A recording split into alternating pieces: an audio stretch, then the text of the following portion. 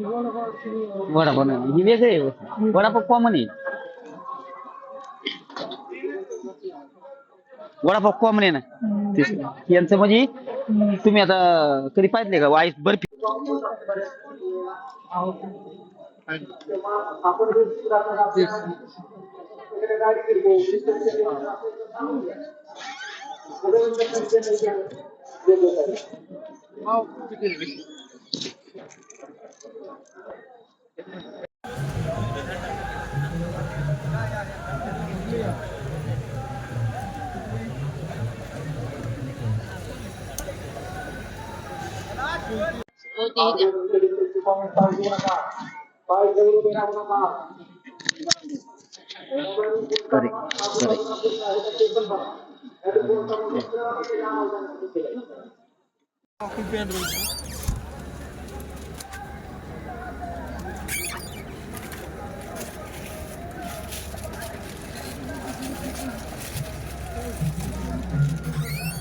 नाव सांगा.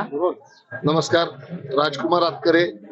मी देगाव मोहोळ तालुका सोलापूर जिल्ह्यातील शेतकरी असून आज आम्ही कृषी विज्ञान केंद्र मोहोळ यांच्या मार्फत या ठिकाणी हा स्टॉल बारामती कृषी विज्ञान केंद्र या भीमथडी या ठिकाणी खाऊ गल्लीच्या ठिकाणी हा स्टॉल लावलेला आहे.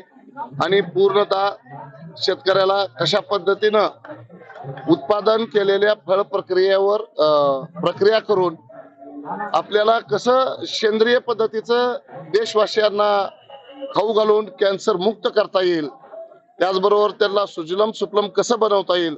आणि जे पहिलं जे वाक्य होतं, बळीराजाचं राज्य येऊ दे आणि माझा संपूर्ण भारत देश सुखी राहू दे, हे देखील आज Raja Rani natural food product या कंपनीद्वारे आम्ही हा प्रसार चालू केलेला आहे. आणि आमचे एकूण 40 पदार्थ आहेत. कुल्फी आहे, रबडी आहे, बासुंदी आहे, त्याचबरोबर काही बर्फ्या आहेत. या सर्व ज्या पदार्थ आहेत ते टोटली ऑर्गॅनिक आहेत आणि निश्चितच चांगल्या पद्धतीने आम्हाला उदंड प्रतिसाद आहे. या शेतकऱ्यांना काय आवाहन कराल तुम्ही? शेतकऱ्यांना सुद्धा निश्चित एकच आवाहन करेल की संपूर्णतः आज शेती सुद्धा नापीक होत चाललेली आहे या रासायनिक खतामुळे. तर सेंद्रिय खताकडे वळावं शेतकऱ्यांनी.